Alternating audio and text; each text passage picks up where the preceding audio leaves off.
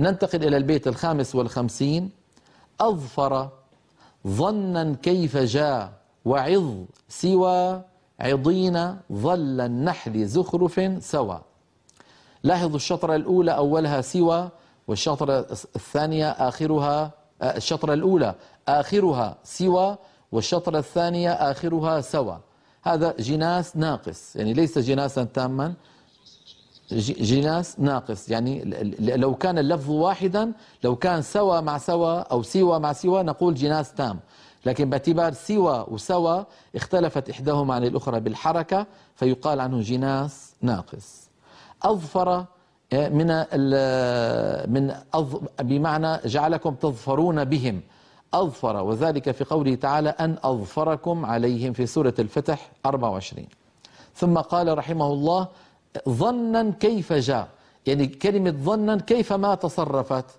نعم، مضارع ماضي مصدر، جاءت في 69 موضعا، أولها الذين يظنون أنهم ملاقو ربهم في البقرة 46. ثم قال رحمه الله وعظ سوى عضين. عظ فعل أمر من وعظ يعظ، الوعظ هو التذكير، وعظه يعني ذكره. جاءت في 25 موضعا، أولها وموعظة للمتقين البقرة 66. ثم قال رحمه الله سوى عضين. عظ سوى عضين.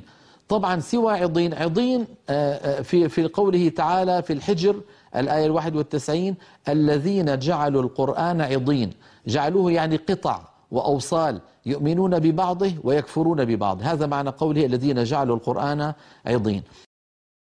فعضين ليست مادة عضين ليست مشتقة من وعظة، لذلك هذا الاستثناء قوله عظ سوى عضين، هذا الاستثناء يقول عنه العلماء استثناء منقطع، لأن الأصل في الاستثناء أن يكون المستثنى من جنس المستثنى منه.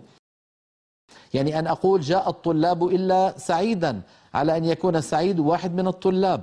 أما أن أقول جاء الطلاب إلا كتبهم، الكتب ليست من جنس الطلاب، فهذا يسميه العلماء استثناء منقطع.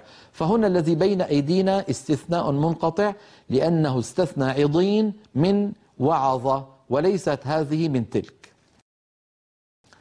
الكلمة الأخيرة في البيت ظل النحل زخرف سوى.